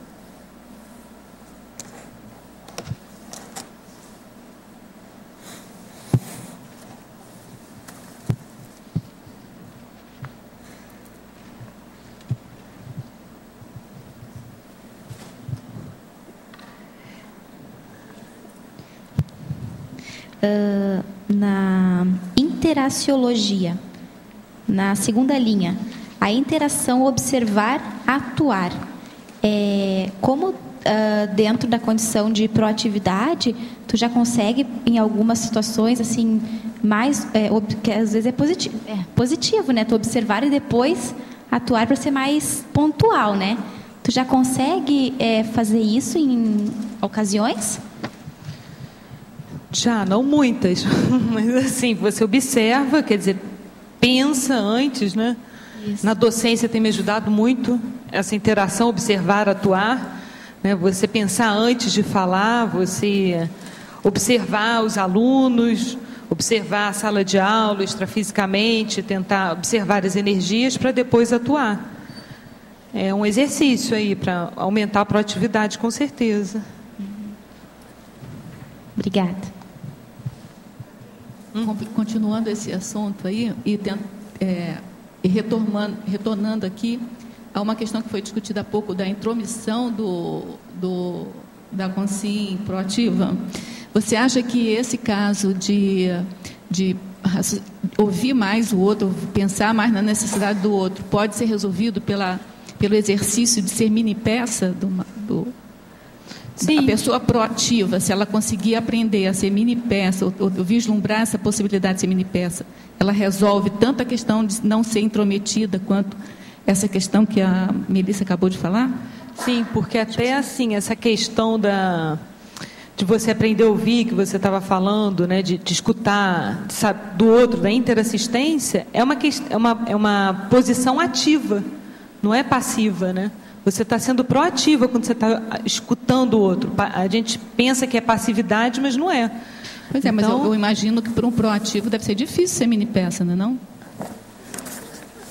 Entendeu o que eu falei? Ser mini peça para o proativo? É difícil isso? Eu tenho que treinar para fazer isso? Aí tem que ver Aí vai depender, né, do percentual de proatividade bem canalizada evolutivamente, né? Não uma proatividade, assim, como eu estava falando, impulsividade não é proatividade. Às vezes a pessoa vai confundir, achar que está sendo proativa, mas está sendo impulsiva, está sendo rápida demais, sabe? Então, assim, eu vejo, dentro até da definição, se enquadraria bem, porque a proatividade focada na PROEX, no cumprimento da PROEX, né, nos desafios evolutivos. Então, uma proatividade adequada para isso, sabe? Para ser mini peça dentro do maximecanismo, sabe? Na definição aqui do verbete, eu coloquei com essa específica a isso, né? Tá bom. Porque até assim, ao meu ver, a proatividade que não é para isso, eu não vejo como uma proatividade. Eu já enquadro, já colocaria como uma impulsividade. Tá? Entendi. Então, a proatividade já pressupõe que você vai analisar o contexto melhor, não é isso? Sim, que você vai ter mais atitudes evolutivas. Então, aí no caso, entendi. Obrigada. Oi? Não, obrigada. Ah, nada. Parabéns pelo verbete. Obrigada. Aline Alzira aqui. Parabéns pelo verbete, em primeiro lugar. Na página 18, no Crescendologia, o último, o Crescendo Polivalência Intraconsciencial, Atenção Dividida Extraconsciencial. Você pode aprofundar esse tema? Em que sentido você quis colocar aqui? Quanto mais a pessoa é polivalente, mais responsabilidade ela vai ter que ter com a atenção dela, né? Porque ela tem competências diferentes em diferentes áreas. Então, esse exercício da polivalência deve ser acompanhado da concentração, da atenção, né? Para chegar nisso, a polivalência intraconsciencial, quer dizer que já é da pessoa, ela é versátil, ela tem facilidade para lidar com diferentes áreas, para ela não se dispersar, ela aproveitar isso e focar, canalizar para uma atenção dividida extraconsciencial, parapsicamente, de olhar mais para o outro também, tá? Nesse sentido aí, extraconsciencial, quer dizer, de se voltar mais para o outro. Sabe? Ok, obrigada. Nada.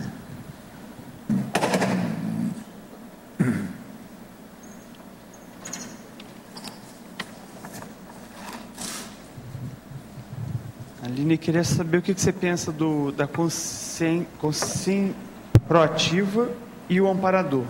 Questão de amparo e a proatividade. O amparador é um exemplo de consciência proativa, pelo vínculo que ele tem com o trabalho, para ajudar as consciências na PROEX, na TARES, na assistência, na interassistência. Ele é um exemplo de consciência, no caso, proativa. Não, mas eu queria saber da interação da consciência amparadora com a consciência proativa. O que você pensa? Como é que funciona isso aí? Como é que funciona? Na prática, funciona com a pessoa estar bem coordenada no fluxo do cosmos, tá aberta para fazer assistência, interassistência, a receber também assistência, a desenvolver o parapsiquismo, a lucidez, né?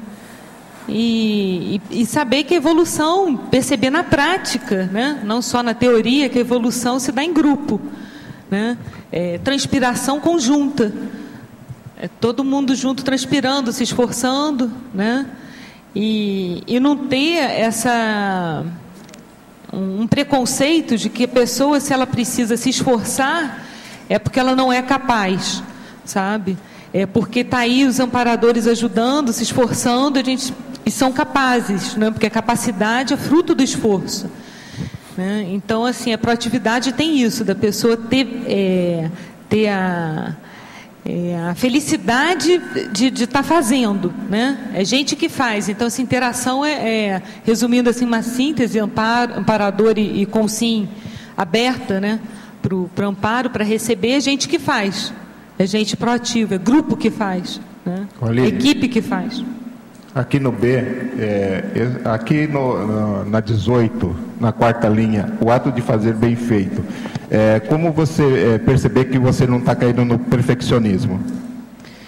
Aí é aquela história de você, do perfeccionismo, passar para o detalhismo, né?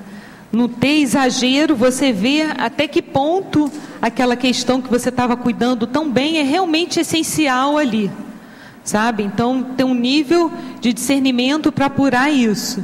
O que é exagero e o que é essência de um trabalho bem feito, tá? Saber dividir isso, o exagero e a essência do trabalho bem feito. Isso ajuda. Tá, obrigado. De dividir. Então, assim, a pessoa perfeccionista, ela pode, com o tempo, fazer a recim para se tornar, aproveitar esse perfeccionismo, digamos assim, né? Entre aspas, aproveitar para se tornar mais detalhista. Tá? Obrigado. Posso voltar aí ao assunto da hiperatividade, que eu fiquei aqui pensando, porque eu achava que eu era ansiosa só, nunca me tinha colocado como hiperativa. É a primeira vez que está fazendo assim esse clique. E aí eu não entendi, por que um hiperativo fica danado com questões? Qual é assim a relação? Fica o quê? Fica chateado com perguntas. Porque às vezes ele tem dificuldade de parar e não seguir. Existe um caso interessante nisso, que é a criança que decora, a decoreba. Então, por exemplo, tem aquele menino que fica mostrando a pirâmide do Egito, quando a pessoa chega lá, para os turistas. Aí, lá pelas tantas, um turista faz uma pergunta para ele: mas veja, esse faraó não morreu no ano tal? Pronto. Ele, então, para responder aquilo, ele tem que começar tudo de novo que ele falou, porque ele decorou. Você está entendendo? Então ele recomeça tudo de novo, fala tudo de novo para ele, porque eles interromperam. Aí o povo que está lá viu, falou: não deve interromper, deixa ele acabar. Você está entendendo? Por quê? Ele não sabe fazer parênteses. Então o imperativo, às vezes, ele não tolera o parênteses.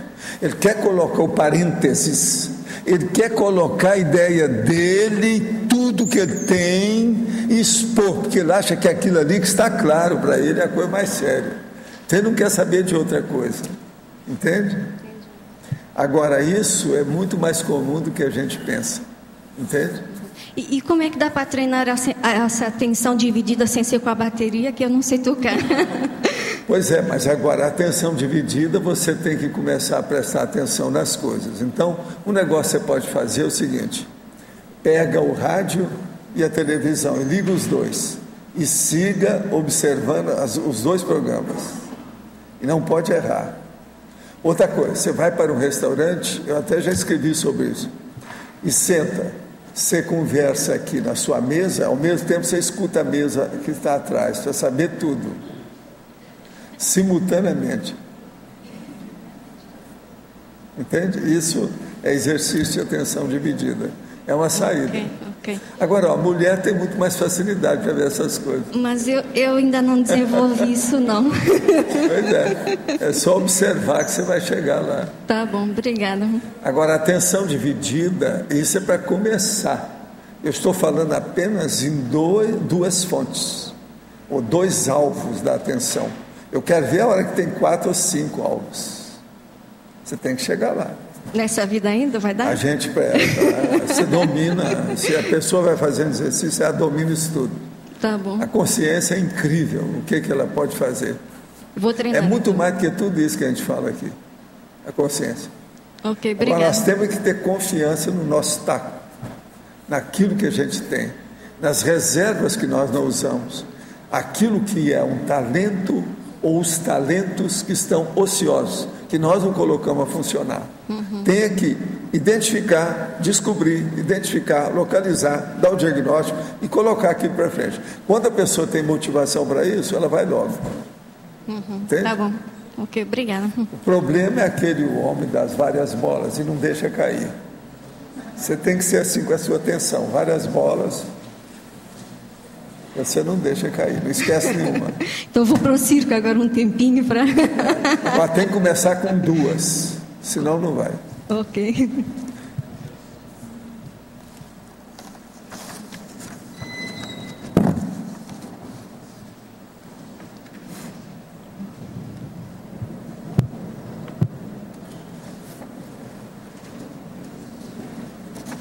Nesse aspecto, a tensão dividida, professor, é base para taquirritmia, né? É. Oi, Aline. Você veja que esses assuntos estão tudo aí dentro. O seu processo de proatividade tem uma série de condições. A criatividade, a autodeterminação, a automotivação, a autoconfiança, que é isso que eu estou falando com ela, a taquirritmia, a autodisciplina, a prontidão, o processo da decidologia, a decisão, a priorologia. E esses 15 aqui que eu coloquei estão tudo assim, tudo entrosado. Por isso que a gente faz a mega análise para a pessoa ver. Lá no fundo, tudo isso aí é uma ilha, que o continente no fundo é um só. Está entendendo? Cada um desses é uma ilha. No entanto, todo mundo lá no fundo é um continente só. É como se fosse um grande sinonimão. Os 15 itens da mega análise são um sinonimão. Entendeu como é que é? Walter, eu estou estudando a criatividade, começando a estudar a criatividade. Então, a gente pode analisar um pouco a pessoa que tem mais dificuldade. A pessoa que tem mais dificuldade para ter atenção dividida, geralmente pode ser menos criativa? Ou tem uma relação direta? É lógico. Não precisa perguntar muito, só pensar. Isso tudo é o mesmo universo. O bloco de criatividade é o único. Tudo isso está lá dentro. Agora, ainda tem mais coisa que a gente ainda não falou, né? O problema, por exemplo, da inspiração do amparador extrafísico. O problema da pessoa usar o gás que ela tem na hora que ela precisa. Não deixar para depois. Outra coisa, cancela compromisso, risca tudo do mapa, muda tudo na hora. Isso é que é o autotaquirritmia. O povo não entende bem isso. Sabe? Ele tem aquela ideia maravilhosa e não aplica na hora. A hora que ele vai aplicar, tudo já foi embora. Perdeu a oportunidade. E às vezes ele perdeu o gás, não tem o mesmo interesse, a motivação foi embora. Aí o amparador também já, tchau. Não foi embora. Aí a Nel Verpon foi abortada. Sumiu.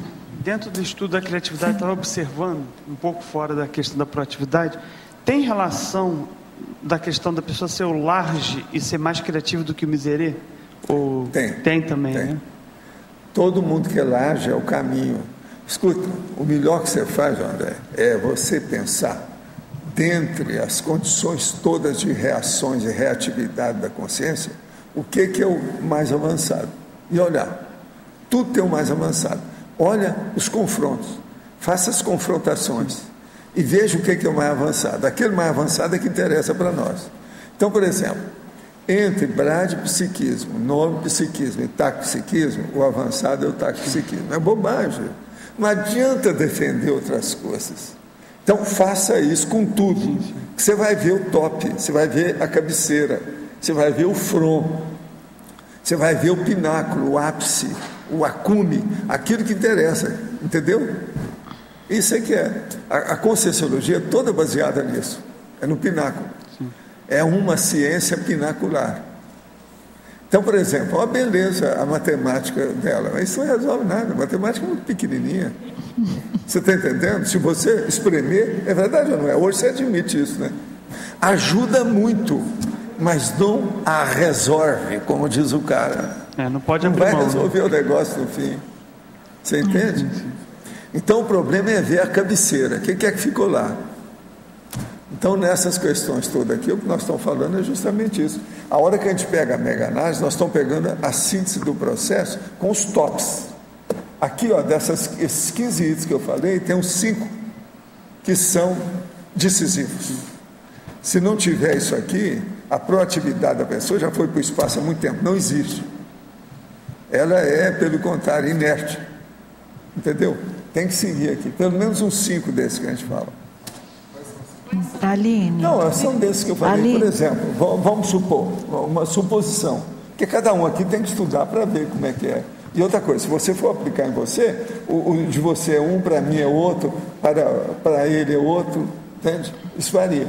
Mas, por exemplo, uma das coisas sérias que tem aqui, autodeterminação. Essa autodeterminação já está incluída a automotivação.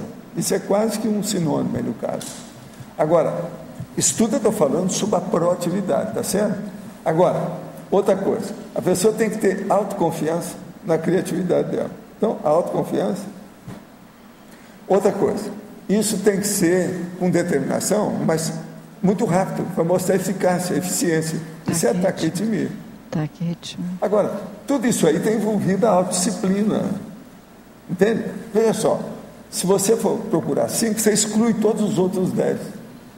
Você vai ficar com o essencial. Por isso que eu faço essa listagem para mostrar. Vocês começaram a pensar de uma maneira diferente, com uma abordagem mais ampla. Isso é que eu chamo da abordagem cosmofisiológica. Entende? Agora, junto com isso, uma coisa das mais sérias que tem aí é a priorologia. Não adianta nada a pessoa estar fazendo isso se ela não vê a prioridade daquilo que ela faz. Só aí eu já cheguei 4 ou 5 já, né? Uma outra coisa, lá no fundo tem que ter a interassistenciologia, que você colocou, que eu coloquei, que ela falou. Com isso nós já temos o resumo de tudo. Então veja, tudo são as cabeceiras, é o toque, é o must, the best. Você está entendendo? É o upgrade maior, aquele que está lá na ponta. Isso aí é que interessa. Agora, tudo é desse jeito. Entende? Eu já escrevi algumas coisas, tem até verbete lá do dicionário sobre esse assunto. Sabe? Mas eu ainda não publiquei ainda. Esse está lá o verbete, mas é do dicionário. Esse ainda não trouxe aqui, não. Você sabe que eu já tenho um verbete para o próximo domingo e para o outro, né? Do dicionário. Eu já fiz, já dei, já estão se mexendo. 2 páginas só, como sempre. Professor Baldo, sim. A prospectivologia também na proatividade, você acha que é importante? Sim, mas agora o caso todo é ver, em primeiro lugar, é a priorologia, que é o momento evolutivo, se você não está perdendo tempo com aquilo. Uma pessoa, por exemplo, ela pode ser super eficaz jogando futebol. Isso não vai resolver nada. Super eficaz jogando tênis. Isso é bom para o exercício dela, mas não é isso que eu estou falando. Estou falando em matéria de criatividade. Tênis não vai dar criatividade nenhuma para a pessoa, vai dar fortaleza do corpo, que pode ajudar a cabeça. Isso é outra coisa. Mas a perspectiva tem muita ligação, é consequência da priorologia? Tem, mas a priorologia que importa. Isso. É o momento evolutivo, aquilo que você está fazendo. É o aproveitamento do seu tempo. Evolutivo. Aproveitamento do tempo. Aqui, ó, cada um tem um valor do tempo que ele aplica. O seu tempo, cada um tem um valor. Tem gente que não dá valor nenhum para o tempo, então deve ser 10 reais, 10 centavos. Tem outro que dá valor demais, então 1 minuto já está valendo 5 reais. E por aí vai. Isso varia demais de pessoa para pessoa. Se uma pessoa é organizada, ela dá valor para o tempo. Se ela é desorganizada, é porque ela nem sabe que tempo existe. Está claro? É o caminho. O povo, às vezes, eu falo isso aqui, o povo pensa que eu estou exagerado, sou radical, extremista. Aí eu dou aquela banana de um lado, do outro, e falo das vovozinhas também da pessoa. Está entendendo? É ela ponderar e ver se tem lógica. Pondera. Aí ela vai ver. Agora, quase sempre a pessoa que está muito por baixo, que não consegue nada disso, nós falamos, ela acha que a gente é exagerado. E outra coisa, tem gente que acha que isso é impossível. Tem muito essa desculpa de tempo, né? Falta demais, de tempo. Demais. Tempo quem manda é você. É uma variável que você comanda. O tempo não pode comandar você. Professor, aqui é Alzira. A pessoa que tem já como atributo a priorização, né, que é a questão da organização do tempo evolutiva, que ela já tem isso como entendimento na ProEx dela de fato? Vivencial isso? Não, eu acho que a prioridade ela tem que ser baseada na ProEx da pessoa do ponto de vista geral. Agora, o momento é a prioridade do momento. É preciso ver por que tem aquele momento, aonde você está, o que você está fazendo.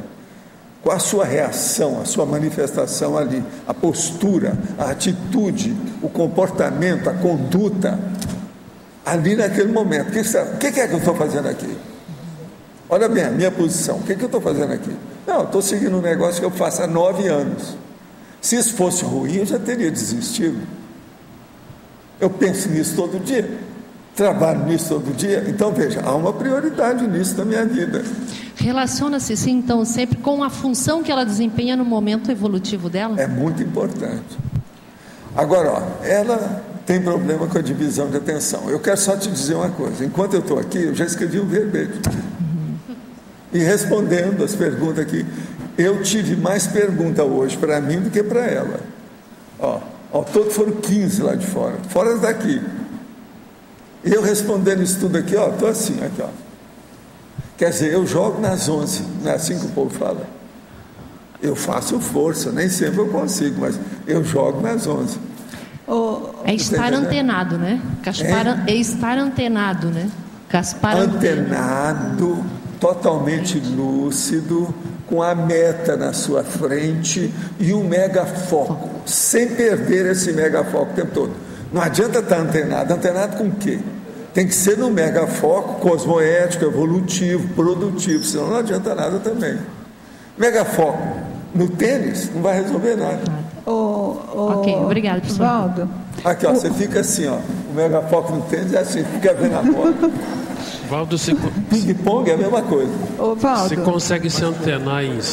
É, mais curto. Valdo, você consegue se antenar em 5 canais, até mais? Assim, depende do assunto. Se eu estou muito ativo com aquilo, eu sou capaz de fazer isso tudo, simultaneamente. Uma das coisas, por exemplo, que eu levo muito em consideração é quando tem um filme que tem uma história, geralmente é um processo dramático, muito sério, que estão seguindo vários os feedbacks da história, os flashbacks. Aquilo vai e volta. Então, aquele jogo do processo do flashback, eu gosto de ver isso tudo para ver o que vai acontecer na frente. Geralmente eu acerto o que vai ter. Isso eu preciso de muita divisão de atenção. Entende? Isso aí eu estudei em Hollywood para ver. Você sabe o que é o flashback? Tem filme que às vezes tem um monte de flashback, toda hora tem. Olha, por exemplo, o romance do Balzac tem flashback. É igual o filme. Então, isso aí, se você consegue acompanhar com lucidez o tempo todo corretamente, isso mostra divisão de atenção em alto nível. O senso de prioridade não é um atributo mental somático, não é uma aquisição no processo evolutivo? Ter o senso de... Ele é indispensável. Todo mundo chega lá, cedo ou tarde. Sem isso, ninguém produz corretamente nada que a pessoa faz. Pois é, mas em cima do que a Alzira perguntou, por exemplo, uma pessoa que tem aprendido, né, a priorizar de todas as formas positivas. Sim. Ela já traz isso, impregna isso no paracérebro e na próxima ela já vem com isso encaminhado? Ela não é um senso adquirido? Já faz parte da personalidade dela. Passa a fazer parte da personalidade. Faz parte da personalidade dela. Por exemplo, eu tenho um negócio dentro de mim que eu sei que é da minha personalidade. Por causa dos meus processos de retrocognição, eu fui conferir em vidas anteriores minhas, que é o processo de observação de detalhes, que é o do experimentador, quem faz pesquisa. Eu sou assim. Por mais isso ou que menos o povo isso me que eu tolerava. imagino. Só quando eu cheguei na adolescência que eu comecei a entender os outros. Porque eu via todo mundo me dando conta em certas coisas e não entendia aquilo como é que era. sabe? Aí, com o tempo, é que eu fui ver, não, eu tenho que ficar calado, observar e perguntar só para quem tem gabarito para dar a resposta na hora certa. Porque senão não adianta. Você perguntar, você perde muito, você joga palavras ao vento. Um atributo adquirido, né? Tá bom, valeu, obrigado. Então, isso tudo é necessário. Agora, veja, isso aí é uma coisa comigo. Eu sou perguntador natural. Eu era muito aborrecido para os outros, entendeu? Eu criava muito problema. Agora, eu tenho que saber conviver com os outros. Geralmente, se eu vou conviver com uma pessoa mais tempo, eu observo, ela é das perguntas ou é sem pergunta? Por quê? Se eu começar a fazer perguntas sobre tudo, eu vou irritá-la, eu não vou ter ambiente para conviver com essa pessoa. Entende? Então você tem que esperar a hora certa para perguntar tudo. Nisso eu sou mais ou menos especialista. Nisso aí eu não perco, não, eu ganho quase tudo. Olha, parabéns, eu espero os próximos 10, tá certo? Muito bom. Os nossos comerciais, por favor. Obrigado. As pontuações de hoje: 72 assinaturas no livro de presença, 36 perguntas presenciais, 15 perguntas online, 8 votos online. Hoje teremos os recados do Alexandre sobre a prática da tridotação na Invexis, a Marta sobre o balanço existencial, a Neida sobre aulas abertas da reaprendência e a Alzira sobre fundamentos da conscienciometria. Boa tarde a todos. Eu estou aqui para convidá-los para participar do curso Prática da Tridotação na Invex. É um curso de 4 dias, bastante interativo, proativo, né, relacionado com o verbete de hoje, e que são trabalhados os 3 atributos prioritários da consciência, que é a comunicabilidade, intelectualidade e parapsiquismo. Para isso, é estudada uma biografia, que nesse caso será do JK, né, o Juscelino Kubitschek. O professor será o Alexandre Nonato, que é o autor dessa obra, e também a Silvia Muradas. Então, esse evento vai acontecer na semana da Maxi ProEx, agora em fevereiro, né? E para maiores detalhes, eu passo aqui para a Marta. Tá ok, obrigada. E nós vamos dar continuidade, então, à informação iniciada pelo professor Alexandre com relação à prática da tridotação. Esse curso vai acontecer entre os dias 23 e 26 de fevereiro, dentro da semana da Maxi ProEx. Além desse curso, nós vamos ter também o curso para cirurgia e pesquisa parapsíquica. Nós temos também o balanço existencial, que é o carro-chefe da semana da Maxi ProEx, com o tema Grupo Karmologia. Nós vamos ter várias apresentações com enfoques diferentes sobre esse tema. Por exemplo, madrasta e acertos grupo kármicos, arrimo energético, perfil assistencial grupo kármico e também um talk show. Todos estão convidados. As inscrições podem ser feitas diretamente no site da Apex ou então pelo telefone 45 3525 2652, repetindo o telefone 045 35 2652. Obrigada e até logo. Boa tarde a todos. Estamos aqui para convidá-los a participar das aulas abertas da Reaprendência. São eventos gratuitos que acontecem na sala da Reaprendência mesmo. Então, hoje, sexta-feira, dia 18, às 15 horas, a professoranda Crisala estará com o tema Holossoma. Amanhã, sábado, dia 19, às 15 horas, o professorando Breno estará apresentando o tema Maturidade Integrada. Então, participem, tragam as suas contribuições e estão todos convidados. Olá, boa tarde. Gostaríamos de convidar as pessoas que têm interesse em aprofundar suas autopesquisas, que o curso Fundamentos da Conscienciometria começa neste domingo, dia 20, às 15 horas, às 17h30, aqui no CAEC. As inscrições podem ser feitas na recepção do CAEC. Obrigada.